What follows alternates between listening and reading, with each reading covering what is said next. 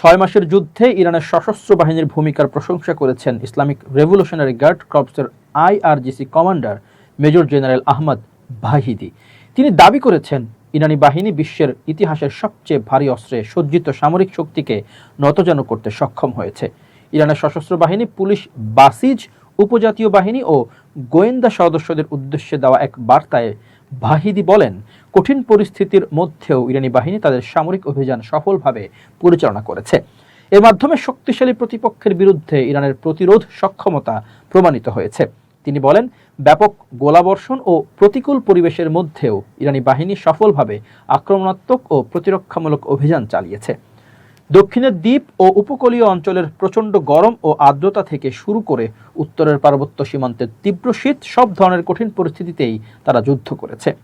Vahidi বলেন, আপনারা বিশ্বের ইতিহাসের সবচেয়ে ভারী অস্ত্রে সজ্জিত সামরিক শক্তিকে নতজানু করেছেন। IRGC প্রধান আরও বলেন, উদ্ভাবনী কৌশল প্রয়োগের মাধ্যমে ইরানি বাহিনী যুদ্ধক্ষেত্রের নিয়ন্ত্রণ ধরে রাখতে সক্ষম হয়েছে। তাদের সামরিক তৎপরতা প্রতিপক্ষের উপর ইরানের ইচ্ছা চাপিয়ে দিতে সক্ষম হয়েছে বলেও দাবি করেন তিনি। ভাহিদির ভাষ্য, 6 মাসের এই যুদ্ধ নিপীড়িত জনগণের মধ্যে আধিপত্যবাদী শক্তিগুলোকে শেষ পর্যন্ত পরাজিত করার নতুন আশা জাগিয়েছে।